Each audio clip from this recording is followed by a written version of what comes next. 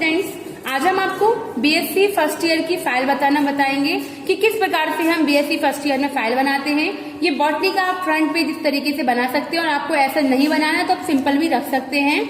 इसी के बाद सबसे पहले यहाँ पे फाइल का इंडेक्स तैयार करते हैं। इंडेक्स में यहाँ पे name of the practical and page numbers वगैरह डालते हैं।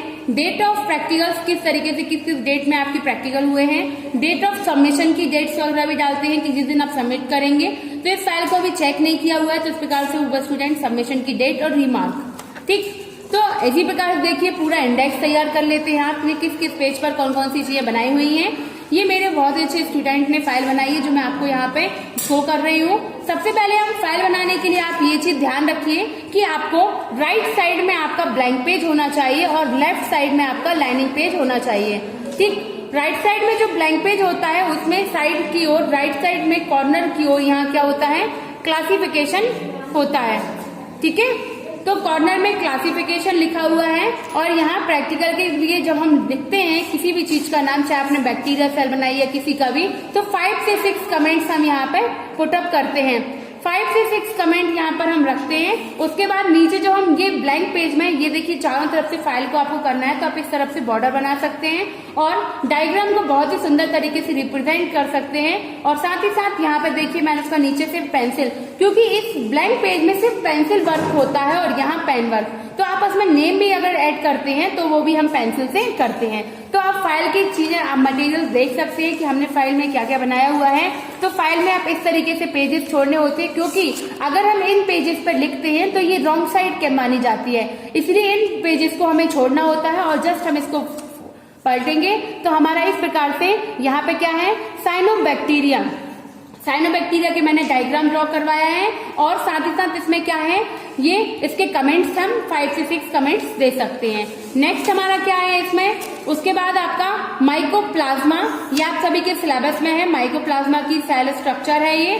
ठीक, नेक्स्ट हमारा क्या है इसमें, आप देखते जाइए। इसमें वॉलबॉक्स की डॉटर कॉलोनी यहाँ ऐड की हुई है, उसके कुछ कमेंट्स यहाँ पर लिखे हुए 5 से 6 कमेंट्स को लिया गया है। ये डॉटर कॉलोनी डायग्राम भी ड्रॉ करवाया हुआ है। और यहाँ जीनस पे आप बहुत जरूर ध्यान रखिएगा कि जहां पर भी हम जीनस और स्पीसीज का नेम लिखते हैं उनको अंडरलाइन किया जाता है। यहाँ देखिए अंडरलाइन किया हुआ है।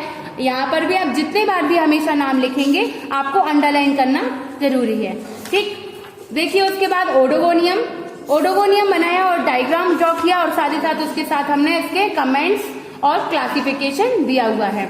नेक्स्ट आपका है कॉलियोकीट बनाना होगा आपको, कॉलियोकीट में भी अंडरलाइन किया हुआ है। और उसके बाद वाउचेरिया, देखिए वाउचेरिया का डायग्राम दिया हुआ है। वाउचेरिया में इसकी मॉर्फोलॉजी है वाउचेरिया की और 6 कमेंट्स को लिया गया है। ठीक, तो इसी प्रकार से आप लोग भी फाइल अपनी तैयार करेंगे। ये क्या है, एक्टोकार्पस की यूनिलॉकुलर स्पोरेंजिया और प्लूरिलॉकुलर स्पोरेंजिया ली गई है। ठीक, और क्लासिफिकेशन साइड में दोनों के कमेंट्स देखिए अलग अलग लिखवाए हुए हैं और 5 कमेंट्स इनके दिए हुए हैं। नेक्स्ट है आपका सार्गेसम, आपके सिलेबस में सार्गेसम का यहाँ पर मॉर्फोलॉजी दी हुई है और 6 कमेंट्स और क्लासिफिकेशन दिया हुआ है। नेक्स्ट आपका फाइटोफिथोरा के देखिए इसको मैंने अंडरलाइन करवाया हुआ है। यहाँ लेग ब्लाइट ऑफ पोटैटो से रोग होता है और इस रोग के लक्षण भी हैं यहाँ पर और इस प्रकार से यहाँ कमेंट्स भी दिए हुए हैं। नेक्स्ट आपको म्यूकर भी आपके सिलेबस में है। म्यूकर में सिस्टमैटिक पोजीशन यहाँ पे आपकी लिखी हुई है साइड में, राइट साइड, एंड कमेंट्स दिए हुए हैं। नेक्स्ट ईस्ट सैकेरोमाइसीज, आप सैकेरोमाइसीज और ईस्ट आपका दिया हुआ है। इसको अंडरलाइन करके आप इतना प्यारा डायग्राम ड्रॉ कर सकते हैं इसकी सेल स्ट्रक्चर को। और एस्परजिलस, ये देखिए एस्परजिलस के इस प्रकार से डायग्राम को ड्रॉ किया हुआ है। एस्परजिलस का नेम को अंडरलाइन एंड 5 कमेंट्स से इसको शो किया हुआ है। ये सब मॉर्फोलॉजीज है, अभी इंटरनल स्ट्रक्चर हम बाद में देखते हैं। ये कीटोमियम का 5 कमेंट्स एंड मॉर्फोलॉजी। नेक्स्ट है आपका पिजेजा में ये comments 5 comments and morphology diagram दिया हुआ है। उसके बाद नेक्स्ट पक्सीनिया क्या है, एक प्रकार की ये फंगी है, इसकी यहाँ पे 2-3 बार दिया हुआ है। पिजाइजा का जो पक्सीनिया इसका अलग से, ये देखिए ये वीट पर, गन्ने पर इस पे होता है, और सॉरी ये वीट पर, गेहूं पर इसमें दिया हुआ होता है, गेहूं की पत्ती पर स्पॉट होते हैं और यहाँ पक्सीनिया बारबेरी की लीफ पर भी इसके स्पॉट को शो किया हुआ है। पक्सीनिया ग्रैमिनिस से होता है, इसकी यूरिडियल और सिलिशियल अवस्था भी बनवाई हुई है। यूरिजियोस्पोर और टीरिटोस्पोर के माध्यम से। ठीक है, उसके बाद नेक्स्ट है, देखिए इनके कमेंट्स अलग अलग है, ध्यान रखिएगा, दोनों के डायग्राम भी और कमेंट्स भी हम अलग अलग लिखाए हुए हैं। नेक्स्ट है एगेरिकस। एगेरिकस ये मशरूम भी कहते हैं, इसका भी मैंने यहाँ पे डायग्राम ड्रॉ कराया है। ये हाइफा भी तंतु भी बने हुए हैं और कमेंट्स भी यहाँ दिए हुए हैं। और ये है सर्कोस्पोरा। ठीक है, तो आपसे पूछा जाता है सर्कोस्पोरा जनित रोग वगैरह, इसकी भी सिम्टम्स हैं पत्ती पे होने वाला। ठीक है, तो इस प्रकार से आप ये भी ड्रॉ कर सकते हैं। ये कॉलिटोट्राइकम नेक्स्ट आपका टॉपिक है, कॉलिटोट्राइकम। इस प्रकार से आप डायग्राम बनाइए और 5 कमेंट्स लिख सकते हैं। नेक्स्ट आपके सिलेबस में क्या आता है, लाइकेन। लाइकेन ये एल्गी और फंगी दोनों के मिलने के संयोजित, जो दोनों के साथ साथ जीवन यापन करने से क्या होता है, लाइकेन होती है। जो इस प्रकार की लाइकेन की भी टाइप्स मैंने 3 बोले थे स्टूडेंट्स को, तो 3 types, crustose lichen, folios lichen और फ्रूटिकोज लाइकेन यहाँ दिए हुए हैं। ठीक है, तो आप इस तरीके से इनके छोटे छोटे कमेंट्स लिख सकते हैं। सिंगल क्वेश्चन के रूप में आपको टॉपिक्स में जो क्वेश्चन भी इनसे पुटअप होते हैं, ये अब हमारा ब्रायोफाइटिक आपका सेकेंड पेपर बीएससी में ब्रायोफाइटा यहाँ से स्टार्ट हुआ है। ब्रायोफाइटा में फर्स्ट चैप्टर आपका मार्केंशिया। ये मार्केंशिया का थैलस है, यहाँ male reproduct male thallus and female thallus के डायग्राम एंड ये इसके डायग्राम बनवाए हुए हैं। और यहाँ देखिए मार्केंशिया को भी हमने अंडरलाइन करवाया है। इसके 5 से 6 कमेंट्स यहाँ पुटअप किए गए हैं।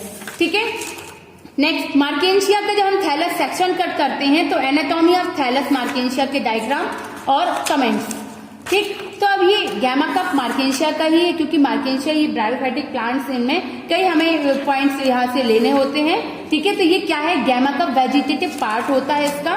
ये एंथीडियोफोर का भी मैंने डायग्राम यहाँ ड्रॉ कराया हुआ है। एंथीडियोफोर ये भी आपका, क्योंकि हम सेक्शन कट करते हैं जब प्रैक्टिकल कराते हैं, तो एंथीडियोफोर को हम इस प्रकार से सेक्शन कट करके देखते हैं। आर्चिगोनियोफोर एंड ये क्या है, जब हमारे मार्केंशिया की स्पोरोफाइट की स्ट्रक्चर भी हमने यहाँ बनवाई हुई है, देखिए। और उसके बाद नेक्स्ट है आपका एंथोसरॉस, भी आपके सिलेबस में सेकेंड ब्रायोफाइट में सेकेंड चैप्टर आपका एंथोसरॉस, उसका डायग्राम। ठीक है, और है ये यहाँ पर एलएस ऑफ मैच्योर स्पोरोफाइट एंथोसरॉस की, देखिए। उसके बाद है फ्यूनेरिया। नेक्स्ट आपका 3rd चैप्टर है ब्रायोफाइटा में फ्यूनेरिया। फ्यूनेरिया में ये फ्यूनेरिया का प्लांट है, ठीक है, हाइग्रोमेट्रिका और जिसकी स्पीसीज। और ये देखिए, इसको मैंने अंडरलाइन करवाया हुआ है, ध्यान से आप देखिए, क्योंकि अंडरलाइन करना बहुत जरूरी है। मैंने हर जगह इनको बोला था बच्चों से कि अंडरलाइन करें, और ऐसा ही आपको अपनी फाइल में अंडरलाइन करना है। ठीक है, फिनेरिया का कैप्सूल भी आपसे पूछा जाता है, ये भी हमने ड्रॉ करवाया हुआ है।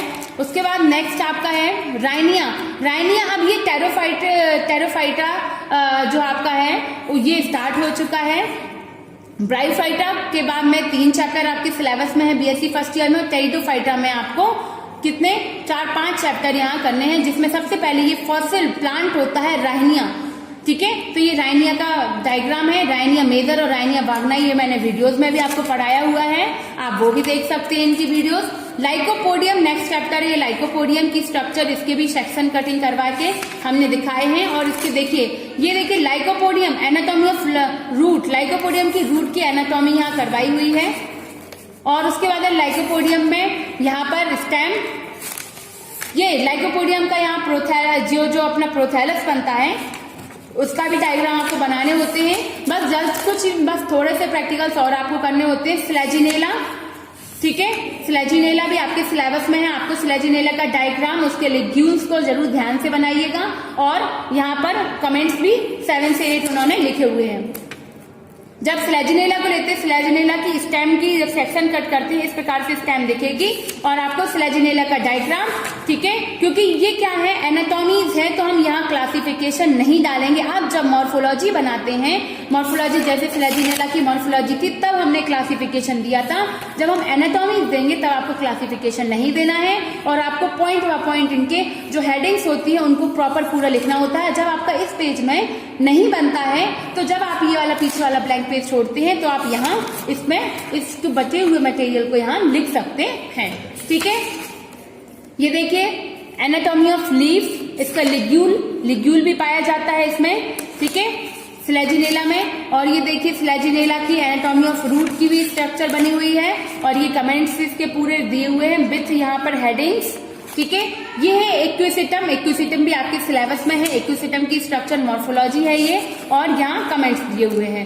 ठीक है, तो ये सब क्या है, टेरिडोफाइटिक प्लांट्स होते हैं। और साथ में यहाँ पे क्या है, एक्विसिटम की एनाटॉमी ऑफ रूट की भी एनाटॉमी। तो आप ध्यान रखिए, यहाँ क्लासिफिकेशन नहीं देने होते हैं, इसीलिए यहाँ क्लासिफिकेशन नहीं लिखे हैं। ठीक, नेक्स्ट आपका है मार्शीलिया। आपके सिलेबस में लास्ट ये है मार्शीलिया और टेरिस, जिसमें मार्शीलिया का ये डायग्राम बना हुआ है और यहाँ कमेंट्स दिए हुए हैं। क्लासिफिकेशन भूल गए होंगे स्टूडेंट, इसलिए दे नहीं पाएंगे।